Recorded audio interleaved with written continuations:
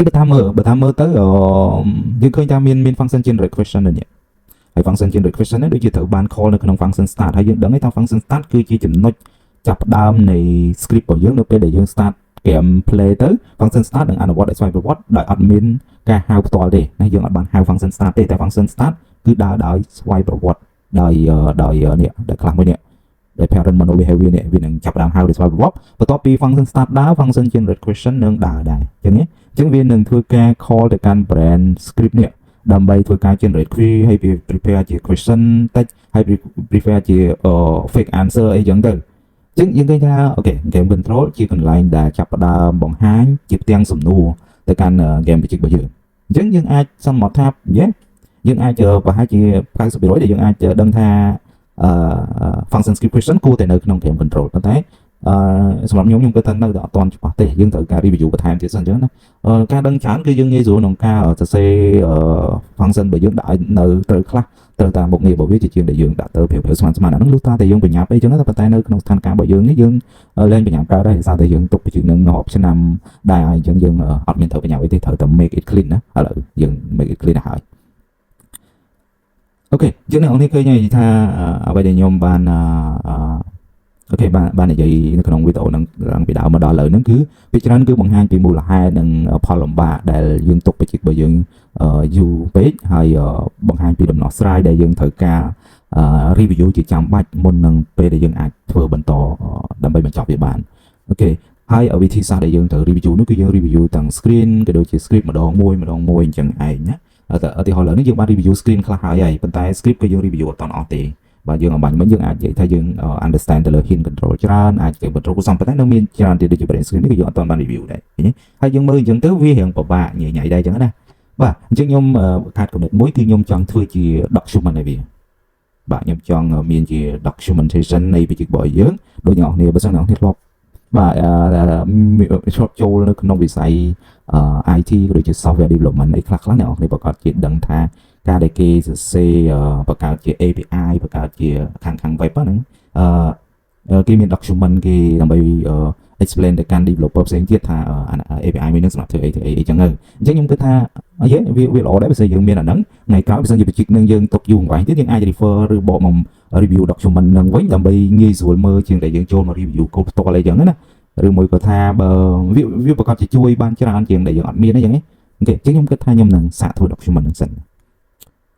អូខេអញ្ចឹងខ្ញុំបានស្រាវជ្រាវទាក់ទងមួយ document នឹងខ្លះដែរគឺខ្ញុំឃើញថាគេ suggest វិធី3ដែលប្រហែលជាល្អហើយប្រហែលជាល្អជាងគេជាងវិធីផ្សេងៗអញ្ចឹងណាបានគេ suggest មកប៉ុន្តែអានេះវា specific គឺវាផ្ដោតទៅលើ C# ណាបើសិនបើនៅលើបច្ចេកផ្សេងដែលប្រើប្រាស់ language ផ្សេងភាសាផ្សេងអញ្ចឹងវាអាចនឹងមានចំណុចផ្សេងប៉ុន្តែអានេះគឺយើងផ្ដោតទៅលើ C# បច្ចេកជាពិសេសគឺផ្ដោតទៅលើ Unity បាទទី1គឺយើងអាចប្រើ tool មួយឈ្មោះ Doxygen ទី2គឺ Roslyn ទី3គឺ DocFX អូខេអញ្ចឹងយើងនឹងសាក Doxygen មុនគេបើសិនបើ Doxygen នឹងល្អខ្ញុំអត់ច្បាស់ថាយើងនៅបន្តទៅកាន់ Roslyn ឬក៏អត់ទេពីព្រោះបើសិនជា Doxygen យើងgenerate បានល្អហើយបើយើងមានពេលឬមួយក៏យើងចាប់អារម្មណ៍ក្នុងការ try សាកល្បងយើងអាចទៅ try អាពីរនេះទៀតណាប៉ុន្តែបើសិនជាវាល្អយើងអាចថាវាគ្រប់គ្រាន់ហើយប៉ុន្តែនេះបើយើងចង់សាកយើងសាក try អាពីរនេះទៅហើយពីច្រើនខ្ញុំឃើញនៅក្នុងនេះគេបញ្ជាក់ដែរថាវាមានគុណវិបត្តិនិងគុណសម្បត្តិដែរអញ្ចឹងណាគេដូចជាយើងឃើញថា Doxygen ដែលយើងនឹងប្រើដំបូងគេនេះក៏វាមាន limitation ដែរណាដែលយើងអត់ទាន់ដឹងថា limitation វាជាអីពិតប្រាកដទេហើយមួយទៀតខ្ញុំឃើញថា Roslyn នេះគឺវាគ្រាន់តែជំនួយទៅលើការ analyze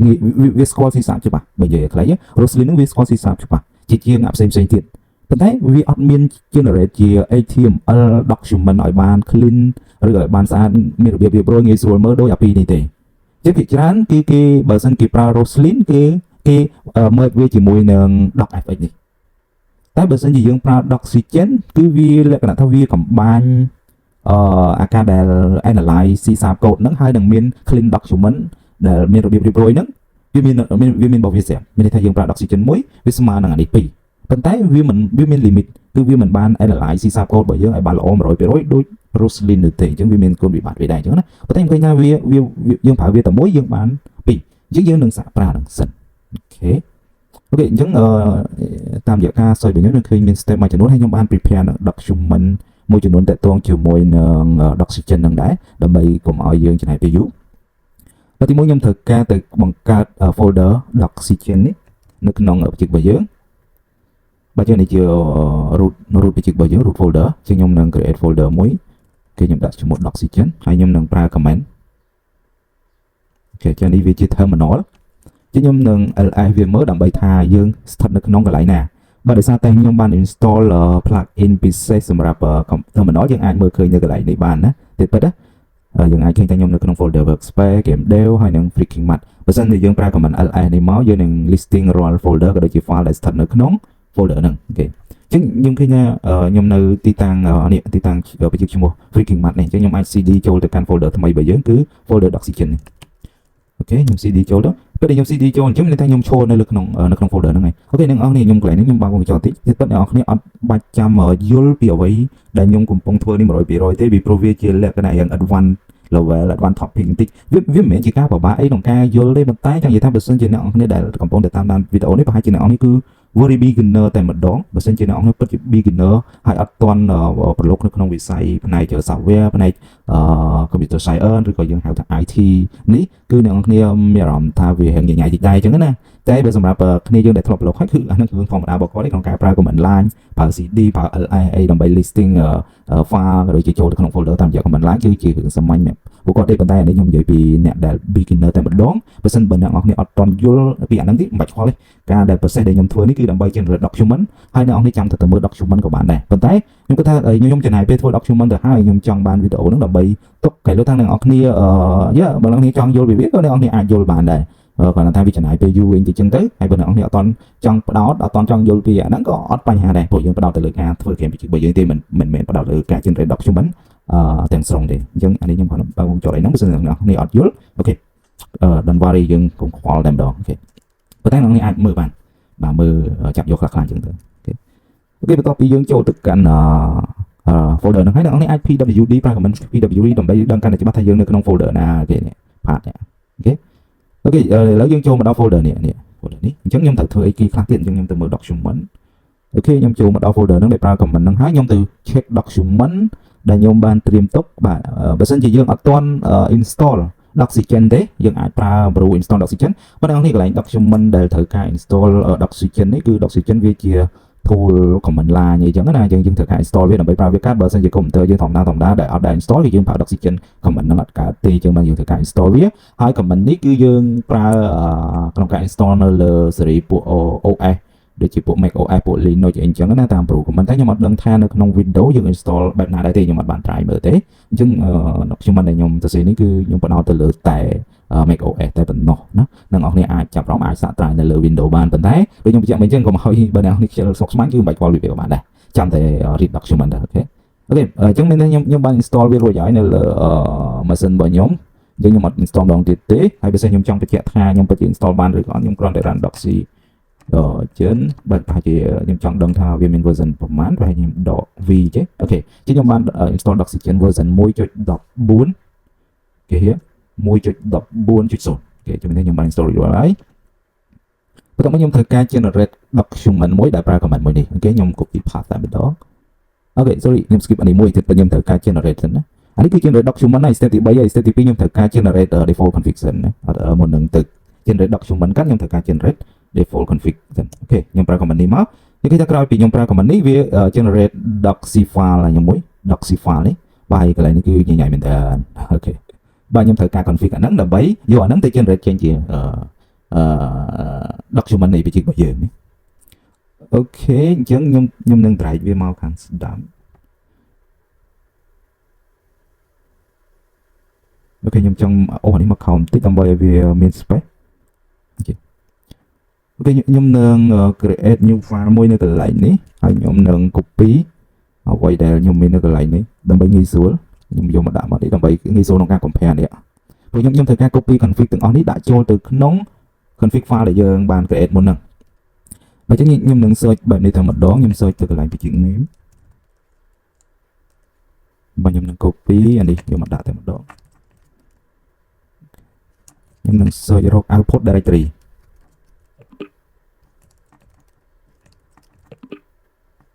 extract all extract all yes extract all yeah generate HTML គេវានិយាយរួចហើយ input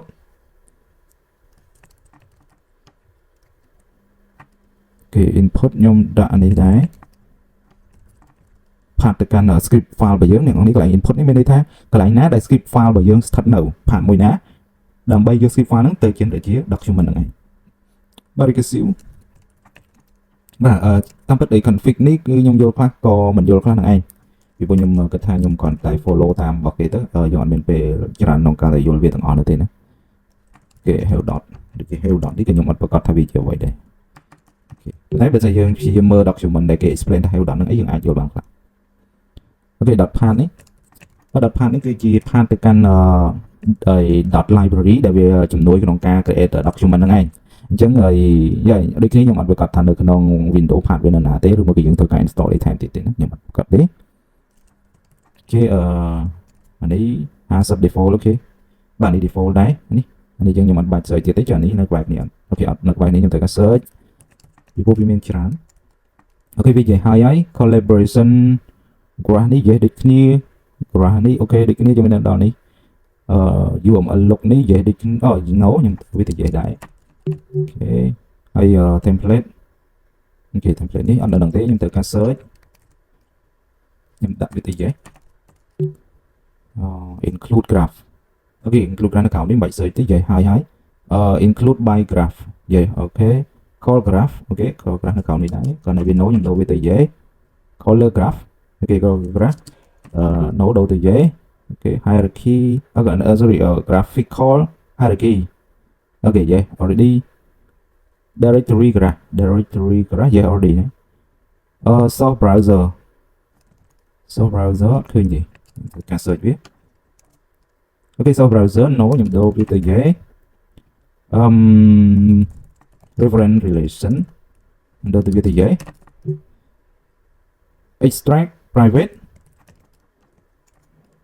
អូខេដូរទៅនិយាយដែរពីច្រើន no ទៅដូរទៅនិយាយអូខេនេះនៅក្រោមនេះយេ extract package និយាយដែរextract static យេ extract local class យេ already អូខេ finally finish បាទចុងក្រោយគឺយើងបានបញ្ចប់ការ config file របស់យើងហ្នឹងអូខេពីច្រើនដល់នេះឃើញខ្ញុំគាត់ឃើញថាពីច្រើនវាជា boolean ដែលលក្ខណៈតកតងជាមួយនឹងការ enable ឬក៏ disable បើសិនជាចេះមានន័យថា enable ក្នុងការចូលរួមក្នុងការ generate document ហើយបើសិនជា no មានថាវាអត់ចូលរួមទេហើយយើងដាក់និយាយកាន់តែច្រើនមានន័យវាចូលរួមកាន់តែច្រើនមានន័យ document របស់យើងនឹងមានអីឃើញលេចឡើងកាន់តែច្រើនអញ្ចឹងទៅប៉ុន្តែពេលខ្លះហេតុអីបានជាគេដាក់វា no មិនក៏មិនដាក់ yes យើងគិតថា document កាលណាឲ្យមានកាន់តែច្រើនកាន់តែល្អអញ្ចឹងណាប៉ុន្តែទៅ document ពេលខ្លះវាមានច្រើនពេកក៏វាធ្វើឲ្យញ៉ៃដែរពេលខ្លះយើងអត់ចង់បានអីច្រើនទេយើងចង់បាន simple អីចឹងណាអញ្ចឹងបានជាគេបង្កើតជា configuration file ហ្នឹងមកដើម្បីឲ្យយើងហ្នឹងទៅconfig ទៅតាមការចង់បានរបស់យើងបើមិនជាយើងចង់បានឲ្យវាចេញយើងដាក់ yes ទៅបើមិនយើងអត់ចង់បានឲ្យវាចេញញ៉ៃច្រើនពេកទេយើង keep វា no អញ្ចឹងទៅហើយក៏មានពេលខ្លះយើងចង់បាន yes អញ្ចឹងទៅដើម្បី generate ឲ្យបានឲ្យវាសម្បូរបែបណាយើងចង់ស្វែងយល់ឲ្យបានច្រើនឃើញឲ្យបានច្រើនទៅប៉ុន្តែពេលខ្លះយើងអាចនឹងដូរចិត្តអូខេយើងអាច generate ពីផ្នែកផ្សេងគ្នាអញ្ចឹងមួយ simple មួយរៀង complex អញ្ចឹងទៅអញ្ចឹងគេដាក់មកហ្នឹងដើម្បីយើងងាយស្រួលធ្វើអ្វីទៅតាមដែលយើងចង់បានអាចនេះដើម្បីអាច customize បានអីចឹងទៅអូខេអញ្ចឹងជាមូលហេតុដែលយើងត្រូវការមាន config file ហ្នឹងឯងអូខេឥឡូវខ្ញុំនឹង save config file របស់យើងតោះមកខ្ញុំនឹង close នេះចោលតែម្ដងខ្ញុំលេខធ្វើការហើយក៏ខ្ញុំដាក់វាដើម្បីជា reference ងាយស្រួល copy paste ទេហើយ file នេះក៏ខ្ញុំបិទវាចោលដែរហើយយើងនឹងមកបដោតលើ command line យើងបន្តទៀតពីព្រោះ document យើងអត់ទាន់បានទេអូខេអញ្ចឹង step បន្តរបស់យើងគឺអូខេត្រូវ run command នេះពីព្រោះយើងមិញគឺយើង generate doxy file នេះឥឡូវយើងមាន doxy file ហ្នឹងហើយយើងបាន config doxy file ហ្នឹងរួចរាល់ហើយឥឡូវយើងនឹងប្រើ command doxygen នេះដោយប្រើឬក៏ដោយ apply config file doxy file ហ្នឹងយកទៅបង្កើតជា document ណាអូខេអញ្ចឹងវាគឺជា final step របស់យើងហើយអញ្ចឹងខ្ញុំគាត់ copy paste ហើយ run enter ពងអូខេអញ្ចឹងវាចាប់ផ្ដើម process ក្នុងការ generate document ហើយអូខេឥឡូវវា finish ហើយអ្នកនរបើយើងមកចូលមកមើល folder doxygen របស់យើងនឹងឃើញ folder ថ្មីដែលវា create ឲ្យយើងគឺ folder ហ្នឹងឈ្មោះ doc បាទហើយ folder ហ្នឹងហេតុអីបានឈ្មោះ doc ដោយសារតែយើង config ដាក់ឈ្មោះហ្នឹងអូខេបើយើងបកទៅមើល config file របស់យើងណាអូខេបន្តមកក្នុងហ្នឹងមាន HTML folder ហើយទាំងអស់នេះឃើញនៅក្នុងហ្នឹងគឺមានHTML file ច្រើនមែនទែនណាអញ្ចឹង HTML folder ហ្នឹងហើយជាកន្លែង store ទុកឬក៏ listing document ដែលតទៅមួយ script របស់យើងវា generate ជា HTML file ហើយ HTML file ហ្នឹងអ្នកនរគ្នាក៏បើសិនចង់ដឹងថាវាជាអ្វីអ្នកនរគ្នាហើយបើក browser របស់យើងមើលទៅ ដូចជាយើងចូលទៅ Facebook អីទៅយើងឃើញ page ដែល appear នៅក្នុងហ្នឹងវា render ជាប្រភេទ HTML ហើយអញ្ចឹងវាតទៅមួយ browser អញ្ចឹង document របស់យើងត្រូវការបើកនៅក្នុង browser ដើម្បី view បានអូខេក្នុងហ្នឹងមាន folder ផ្សេងទៀតតទៅមួយអាចថាជា support ក្នុងការដែល view document ហ្នឹងណាអញ្ចឹងយើងមិនបាច់ខ្វល់ច្រើនទេប៉ុន្តែនៅក្នុង HTML folder នេះវានឹងមាន index.html file មួយដែលយើងត្រូវការបើកវាជាដំបូងគេដើម្បី view document របស់យើងនៅក្នុងនេះបាទទីពិតវាមានបើខ្ញុំនេះគឺវាមានឈ្មោះចេះ index.html នេះនៅក្នុងនេះប៉ុន្តែបើសិនយើងចូលទៅរកវាគឺវានឹងពិបាកបន្តិចនេះព្រោះវាមានច្រើនអញ្ចឹងយើងខ្ជិលទៅបើកវាផ្ទាល់ព្រោះយើងពិបាករកវាអញ្ចឹងណាអញ្ចឹងបានជាខ្ញុំត្រូវការ run command នេះតែម្ដងទៅណាខ្ញុំត្រូវការ run command នេះ open នេះអូខេអញ្ចឹងខ្ញុំនឹងត្រូវការ run អាហ្នឹងតែម្ដងដើម្បីទៅ open index.html ហ្នឹងអូខេខ្ញុំក៏ copy paste ខ្ញុំ enter មកអូខេអញ្ចឹងយើងឃើញថាយើងបានបើក document មួយនឹងហើយនៅក្នុង browser របស់យើងហើយ document នេះយើងដាក់ឈ្មោះថា free schema document ហ្នឹងឯងណាហើយយើងឃើញថានៅក្នុងនេះមានគេ class list មាន file អីចឹងទៅណាអូខេតែសំខាន់គឺយើងអាចចូលមកមើលនៅក្នុងនេះបានយើងឃើញថា list វា list raw script ដែលយើងមាននៅក្នុងបញ្ជីរបស់យើងងាយស្រួលមើលនេះយើងមានន័យថាយើងមានអារម្មណ៍ថាវា clean វាងាយស្រួលដែលពេលខ្លះយើងមកអាខាង document នេះវាងាយស្រួលឲ្យយើងមើលឃើញជាជាងដែលយើងទៅមើលនៅក្នុង script បញ្ជីផ្ទាល់អីចឹងណាអាហ្នឹងអាស្រ័យលើចំណូលចិត្តយើងនេះប៉ុន្តែសំខាន់យើងមានវា ready ដែលយើងចង់ទៅមើលអាណាក៏បានយើងចង់ទៅ check ក្នុង script របស់យើងដែលក៏បានយើងចង់មក review នៅក្នុង document របស់យើងក៏បានពីព្រោះយើងអត់មានអីពិបាកធ្វើច្រើនហ្មងនៅពេលដែលយើង add script បន្តទៀតយើងគ្រាន់តែ run command generate អំបញ្ញមិញ doxygen ដាក់ apply config file អំបញ្ញមិញហ្នឹងឯងអញ្ចឹងយើងនឹងបាន document ថ្មីទៀតដែរអញ្ចឹងយើងអត់មានចំណាយពេលធ្វើយូរប្រហែលទេហើយយើងបាន document ដែលមើលទៅ clean ស្អាតអញ្ចឹងបានអញ្ចឹងអូខេយើងធ្វើវាទៅដើម្បីងាយស្រួលថ្ងៃក្រោយអ្នកនរនេះអាចចូលទៅមើលនៅក្នុង GitHub ពាក្យរបស់យើងឃើញ document មានស្រាប់ឬមួយក៏យើងចាក់ចេញពីពាក្យរបស់យើងដូចលើកមុនទៀតរាប់ខែរាប់ឆ្នាំអីចឹងយើងងាយស្រួលក្នុងការបកមក review វាវិញដែរអូខេឥឡូវយើងនឹងសាកចូលទៅមើលថានៅក្នុង brand script របស់យើង document វាយ៉ាងម៉េចខ្លះអូខេអ្នកនរនេះឃើញទេ wow cool មែនតើគឺយើងវាមានទាំង graph វាមានទាំងអីបើបង្ហាញអំពី inheritance ហើយបង្ហាញពី collaboration បាទ inheritance នេះខ្ញុំគិតថាវាបង្ហាញអំពីscript របស់យើងវា inherit ចេញពី parent មួយណាឧទាហរណ៍នេះ brand script របស់យើងគឺវា inherit ចេញពី mono behavior inherit កន្លែងហ្នឹងដូចអ្នកកត់សម្គាល់ឃើញកន្លែងនេះនៅពេលដែលយើងបង្កើត class មកឈ្មោះ brand script គឺយើងចុចពីហើយយើង inherit ចេញពី mono behavior អញ្ចឹងនៅក្នុង document របស់យើង graph របស់វាគឺបង្ហាញត្រង់ទៅបែបហ្នឹងឯងណាហើយនេះគឺតំណាងពីតំណាង brand script របស់យើងគឺ brand script collaboration អ្នកនរនេះកន្លែងនេះយើងអត់សូវឃើញអីច្រើនហើយវាស្តៀងគ្នាជាមួយនឹងនៅក្នុង inheritance ប៉ុន្តែក្នុងករណីនេះដោយសារតែ brand script អត់មានតំណែងជាមួយនឹង script ផ្សេងបានជាវាបង្ហាញតែប៉ុណ្ណឹងដដែលបើសិនជាវាមានតំណែងមួយ script ផ្សេងវានឹងបង្ហាញផ្សេងពីនឹង collaboration នេះយើងអាចអត្ថន័យរបស់វាអាចថាវាជាការសហការគ្នាក្នុងការធ្វើការអញ្ចឹងខ្ញុំគិតថាបើសិនយើងចូលទៅ game control វាប្រកាសជាមានច្រើនគេណាគេនៅក្នុង game control វាមានច្រើនដោយសារតែវាសហការជាមួយ script ផ្សេងក្នុងការធ្វើការងាររបស់វាណានេះ game control របស់យើងគឺវាសហការជាមួយនឹង game data manager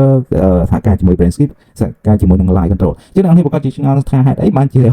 នៅក្នុង brand script អត់មានសហការជាមួយ game control ទេតែ game control សហការជាមួយ brand script បើការសហការកន្លែងនេះទៅមានន័យថាវាជា attribute កន្លែងសញ្ញានេះបញ្ជាក់ថានេះ brand script នេះគឺជា attribute នៅក្នុង game control ហើយបើយើងចូលទៅមើល game control របស់យើងប្រកាសជាឃើញមាននេះ attribute game script នៅក្នុងហ្នឹងណាយើងយក brand script មកប្រកាសជាធ្វើជា variable នៅក្នុង class game control ប៉ុន្តែនៅក្នុង brand script នេះវាអត់មាន access ទៅកាន់ script ណាមួយផ្សេងទៀតទេយកមកធ្វើជា attribute ក៏ដូចជា property របស់វាទេគឺវាអត់មានអញ្ចឹងបានជានៅក្នុង graph វាអត់បង្ហាញណាអូខេយើងបកមក document វិញអូខេយើងឃើញថាយើងចង់បកទៅកាន់ brand script វិញអូខេអញ្ចឹងអ្នកនេះដឹងមូលហេតុកន្លែងនេះហើយយើងអាចមើលឃើញនៅក្នុង document របស់យើងឃើញថាមាន public member function វាបង្ហាញឲ្យឃើញដូចជា generate quiz យើងអាចដឹងថា function ហ្នឹងជា function នៅក្នុង brand script គឺមាន generate quiz get question get result get correct result អញ្ចឹងទៅ get result index shuffle អូខេយើងងាយស្រួលមើលជាងនៅក្នុង script របស់យើងឃើញថាយើងកន្លែងមកឆែកទៅយើងដឹងថាមាន public function អីខ្លះយើងមាន private member function ដូចជា generate fake result នេះគឺជា fake member function របស់ brand script ហើយវាមាន attribute attribute ហ្នឹងគឺជា field ឬមួយក៏ជា property ឬក៏ជា data របស់ class brand script នឹងឯងអញ្ចឹង data របស់វាមានអីខ្លះវាមាន operand A operand B correct result question មាន math operator អញ្ចឹងទៅហើយយើងបកទៅមើលនៅក្នុង script របស់យើងវិញអូខេនេះគឺកន្លែងដែលវាដាក់ថាជា attribute ហ្នឹងគឺអានេះហ្នឹងឯងនេះគឺជា data នៅក្នុង class ហ្នឹងឯងអូខេទីពិតអ្នកនេះក៏អាចចូលទៅនេះចុចទៅលើកន្លែង detail description នេះយើងចុចទៅលើ script នេះគឺវា link ទៅកាន់ script file របស់យើងដូចគ្នាយើងអាចចូលទៅមើលនៅក្នុងនេះ direct តែម្ដងក៏បានដែរថា script របស់យើងមានអីខ្លះអូខេអញ្ចឹងវាមើលទៅសម្រាប់ខ្ញុំគឺ cool មែនទែន អូខេក្នុងនេះក៏វាមាន detail ពី function ដែរគឺយើងឃើញថាវាមាន graph តទៅមួយការ call របស់ function ក្នុងនេះគេបញ្ជាក់ថា caller នៃ function ណា caller នៃ function មានន័យថាជាអ្នក call function អញ្ចឹងយើងអាចមើលឃើញ reference ថាដូចខ្ញុំបញ្ជាក់លើកមុនថាបញ្ហារបស់យើងអត់ដឹងថា script មួយណា function របស់ script មួយណា how function របស់ script មួយណាយើងមើលអត់ឃើញយើងពិបាកនឹងមើលក្នុងការមើលប៉ុន្តែនៅពេលដែលយើង generate document បែបនេះយើងអាចមើលឃើញងាយស្រួលមែនទែនអញ្ចឹងយើងអាចឃើញថានេះ brain script function generate key នៅក្នុង class brain script ធ្វើការ call function generate fake result នៅក្នុង class brain script ដូចគ្នាអញ្ចឹងនេះការ call function នៅក្នុង script តែមួយបាទយើងអាចឃើញថា generate quiz នេះត្រូវបានគេ call នៅក្នុង generate fake result ហើយត្រូវបាន call sorry មិនត្រូវបាន call ទេត្រូវបាន call គេណា generate quiz ហ្នឹងគឺ call function generate fake result ហើយនឹង function support ដែលនៅក្នុង script តែមួយអូខេហ្នឹងនេះកន្លែងនេះគឺយើងឃើញអត្ថប្រយោជន៍របស់វាប៉ុន្តែខ្ញុំក៏ឃើញពី limitation ដែលគេបានបញ្ជាក់នៅក្នុង document ដែរថាតើវា limit ថងណាអូខេហ្នឹងនេះកត់សម្គាល់ឃើញកន្លែងនេះខ្ញុំឃើញថាឲ្យ function generate quiz នេះ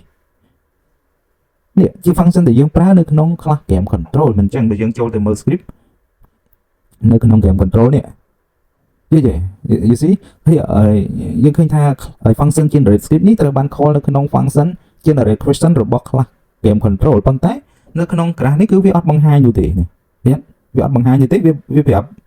តែប៉ុណ្ណឹងខ្ញុំគិតថាអញ្ចឹងវាខ្វះនេះហើយជា limitation ហើយមូលហេតុរបស់វាបើតាមខ្ញុំ check មើលទៅគឺដោយសារតែ oxygen ហ្នឹងវាអត់ profession ទៅលើ unity បច្ចេកទេគឺវា profession ទៅលើតែមានន័យថាខ្ញុំចង់និយាយថាវាជំនាញរបស់វាគឺទៅលើតែ C# បច្ចេកធម្មតាមិនមែនជា C# បច្ចេកដែលប្រើនៅក្នុង Unity Game Engine នេះទេអញ្ចឹងបានជាវាមានគុណវិបត្តិហើយខ្ញុំក៏បាន search ពីដំណោះស្រាយមួយចំនួនទៅក៏មិនសូវជាមានដំណោះស្រាយអីល្អដែរប៉ុន្តែវាមានវិធីមួយដែរគឺយើងត្រូវការ fake script របស់យើងត្រូវការទៅ update script របស់យើងបែបលក្ខណៈថា code ហ្នឹងយើងអត់ត្រូវកែប៉ុន្តែយើងត្រូវដាក់វាឲ្យវាមាននៅហ្នឹងដើម្បីឲ្យ document ហ្នឹងរកវាឃើញឧទាហរណ៍កន្លែងនេះខ្ញុំត្រូវការសរសេរ code ចេះ